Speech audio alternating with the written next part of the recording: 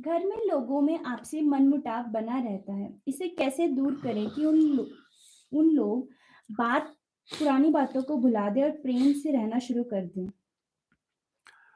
बहुत बार कोशिश आप कर सकते हैं अपनी तरफ से, अपने अपने कृत्यों के माध्यम से, अपनी चीज़ों के माध्यम से।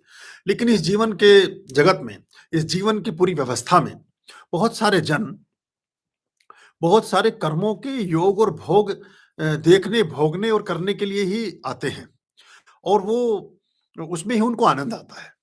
ऐसे भी व्यक्ति हैं, एक बहुत पहले हमने कविता लिखी थी उसमें कि अ, नाली का कीड़ा नाली में जाएगा, गंगा जल में डालोगे तो मर जाएगा। कुछ लोगों को विषाद में, वैमनस्य में, ईर्ष्या में, द्वेष में और ऐसी परिस्थितियों में रहने का एक अभ्यास होता है कि वो उसमें ही अच्छा अनुभव करते हैं।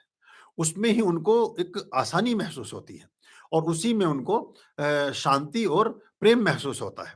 अपनी तरफ से कोशिश करके देखें और कभी-कभी जैसे शांति प्रकरणम है या परमात्मिक पूजाओं के पूजा पाठ करने से भी हम ऐसे वातावरण में चले जाते हैं। बहुत सारे जन जिनके जीवन में संघर्ष है, जिनके जीवन में एक तो संघर्ष होता है बहुत पॉजिटिव, एक संघर्ष लोगों ने खुद बुन लिया होता है।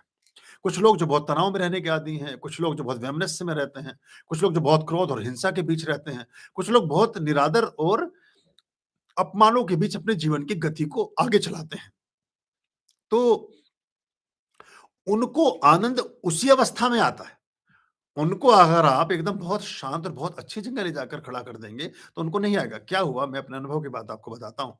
बहुत बार ऐसा हुआ कि हम संग साथ के लिए बहुत से लोगों को खोजते रहते थे। हम कुछ लोगों को लेकर गए कुछ ऐसे पर्यटन स्थल पर, कुछ ऐसे स्थानों पर, कुछ ऐसे दिव्य और अच्छे स्थानों पर।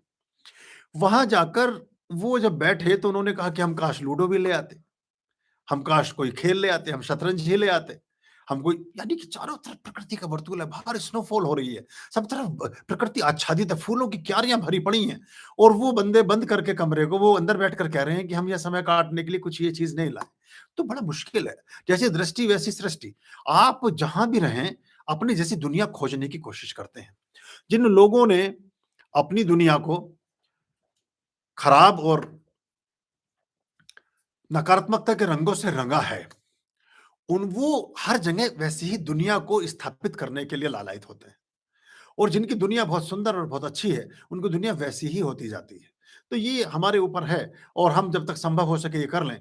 और इसमें सबसे बड़ी बात ये भी है कि या तो दीवाना हंसे या तू जिसे तौफीक दे। या तो कोई बिल्कुल जिसकी कोई सेंसेस काम नहीं करती, पागल है, या तो दीवाना हंसे, प्रसन्न रहे, या तू जिसे तौफीक दे, या परमात्मा जिस पर दयालु हो, कृपालु हो, मेहरबान हो, प्रसन्न हो। या तो दीवाना हंसे या तू जिसे तौफीक दे, वरना इस दुनिया में आके मुस्कुरा सकता है कौन।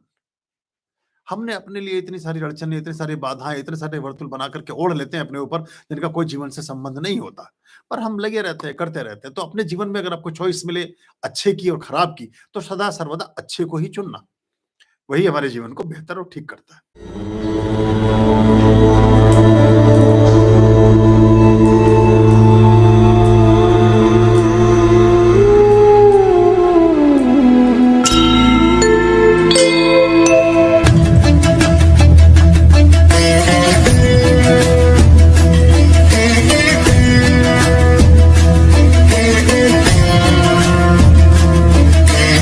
आर्यं शरणं शुभमस्तु सम्भवकरणं हरमस्तु देवं वर्णं कर्मस्तु पापं चरणं परमस्तु पापं धर्मं मर्मस्तु तारं कर्मं कर्मस्तु हृदयं बीजं धर्मस्तु शोकं दुःखं हरमस्तु शोकं दुःखं हरमस्तु शोकं दुःखं हरमस्तु शोकं दुःखं हरमस्तु।